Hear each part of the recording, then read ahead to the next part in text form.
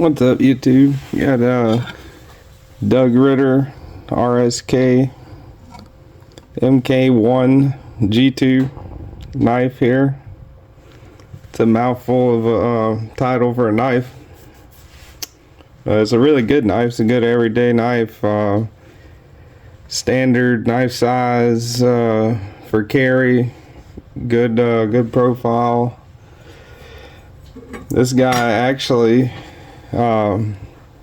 invented the Griptilian, the Benchmade Griptilian, and went on to partner with Hogue and came out with his own Griptilian after he left Benchmade. So it's got a lot of similarities, a lot of similar ergonomic styles, just like the Griptilian, but there's some big differences between the two, and I'll show you guys that here in a second.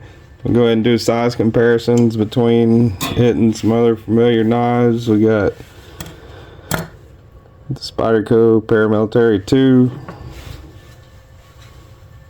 Got the Spyderco Para 3 right there. And you can see it's kind of more closer to the size of the Paramilitary 2.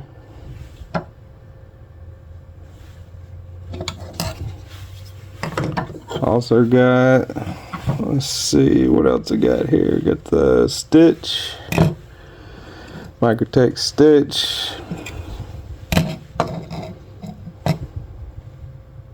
A little bit smaller than the Stitch, not by much though. Not by too much, but the Stitch has just got a bigger presence. It's a larger knife. Actually, the Ritter Hogue here has more cutting edge than the Stitch. Got the, here's one that's been popular the last couple of years. 80-20.5, bigger than that one. And last but not least, here's the original Benchmade Griptilian. Now, this one is actually got the one that's got the Spidey hole in it. I don't know how they pulled that off. I guess they got some kind of deal with Spyderco for one model, but Benchmade actually marketed a knife with a spider hole in it, and it was the Griptilian. And, that's the Benchmade version of it. That's the one that Doug Ritter was one of the designers on before he left and went to design this one for Hogue. There's a lot of improvements, I think, on this one versus this one. This is still a good knife, but I got the same lock, almost. This is the Axis lock by Benchmade. This is the Able lock, I think it is, by Hogue. From what I understand, their springs are a little bit more durable. I've never had a problem with the Omega springs in the Benchmades, but I've heard quite a few people say that the ones that are in the Ritter Hogue here are actually more durable. But anyway, yeah, they're similar ergonomics. There's a couple of differences, but they both have really similar ergonomics. Similar grip lines and the handle and everything. This one, the Griptilian, comes in, you can get it in a drop point blade. You can get the Griptilian with thumb studs. You can get it with all kinds of different scales and a lot of different steels too. Actually, as far as Benchmade goes, the Griptilian is probably one of their cheaper knives, which is a pretty rare thing to say for Benchmade. Anyway, put this one up. But the specs on this one, I don't have a scale yet, but according to their website here, 8.15 inches total length with it open, 4.5 ounces is the weight. So you get tape measure. See how close that is to accurate. Yeah, you got a little over 3 1/4. I'd say about 3 3/8 cutting edge, 3.5 inch long blade. About 8 1/4 total. So their website's pretty close on that.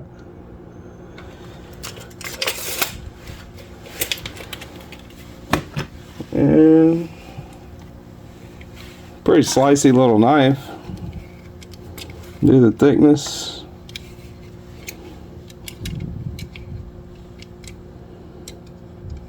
Thickness on the edge. Blade stock thickness. Let's see. Blade stock thickness comes in right at 111 thousandths. Right at 111 thousandths. 112 thousandths. About average, I guess. Slicey, decently slicey, but not too slicey. On the end, that's really thin blade at the end. Got a good hollow grind on it. That's what that tapered down on the hollow grind on the top. Really deep indentation going down from the top of the blade on the hollow grind. So it gives you that sliciness. The material, handle material feels really good.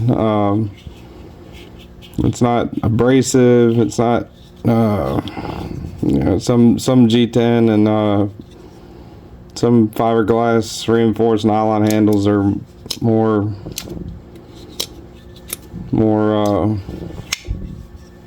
grabby or rippy, but this is a really grippy G10 sunburst, I think they call it, but it's not super abrasive. Steel is 20 CV, as you can see right there. It's really good steel. Stainless, holds an edge pretty decently. It's what a lot of people consider a super steel. It's like M390. Same thing, actually. Composite and molecular level, same thing as M390. Good jimping on there. Right at the top there. Makes it nice and comfortable when you're slicing. A little sharpening choil. One thing I do appreciate about this one, the thumb studs right there, you can see. I prefer holes in the blade rather than studs, but if you're going to do thumb studs, to me this is the way to do them. It's got that star head right there, the Torx. It's a T6.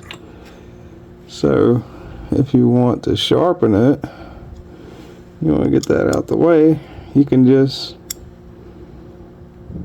get you a T6 bit. And you can take the thumb stud out to sharpen it, so you don't knock the edge of the thumb stud off whenever you're sharpening it. And that's a really good thing. Body screws, let's see, where's my other one? It's T8, I think. Yep, T8.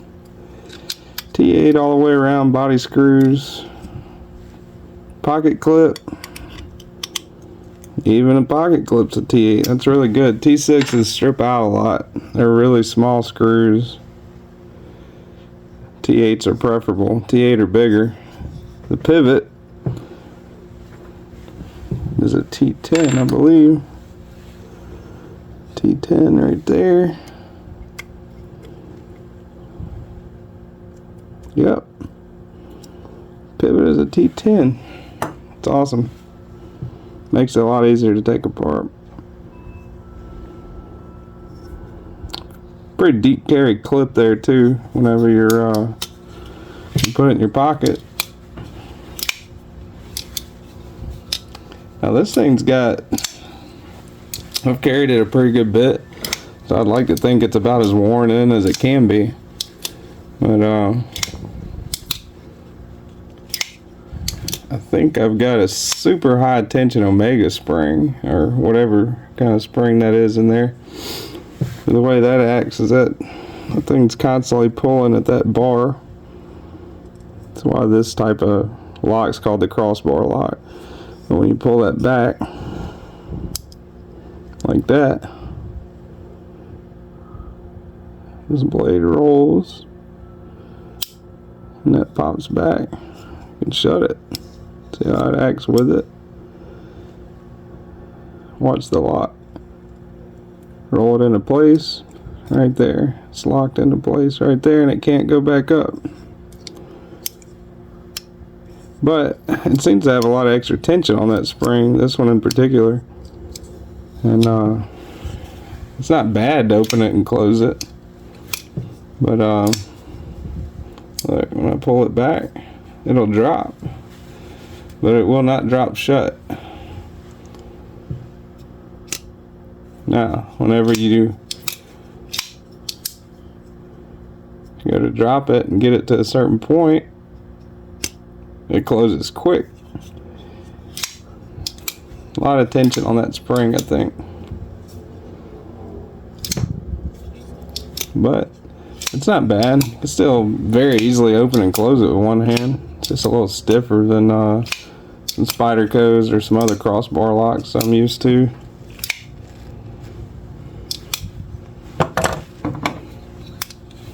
Here's a ram lock. It's sort of the same style. It's a lot different there, but it's got the crossbar kind of thing going on, but this has got a spring that pushes that up. But with the ram lock, whenever you pull that back, that closes. No problem. Like all the way. With this one, when you pull that back, it goes a little bit, about halfway. But you gotta push it in, which it doesn't put up resistance. You don't have to fight it in or anything like that. And a little flick of the wrist, you can have it in, no problem. It just doesn't drop shut, which the way it is fine with me. I'd rather have that than the blade play. This has absolutely zero blade play, by the way. Solid, locked up solid. Great knife, great work knife.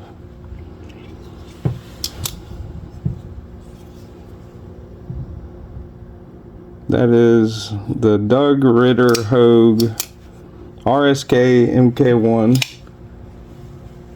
It's an exclusive. Let's see. KnifeWorks, I believe. Yes. KnifeWorks.com exclusive knife. You can't buy this other than eBay or NAF sale or the secondary market. You can't buy this knife anywhere brand new other than KnifeWorks, because it's a KnifeWorks exclusive. The new ones actually come in Magna Cut, which is a better steel. I think that's about it. Definitely one of my go-tos. One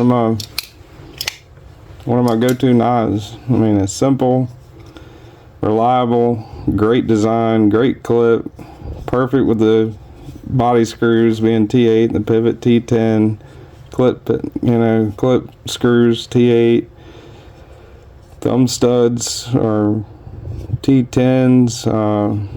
Real grippy, handle feels good, not too heavy, perfect full-size knife. Just a really all-around great knife. And that's it. Thanks for watching. Subscribe if you like the video. And this is the Knight's Edge. I'll see y'all next time.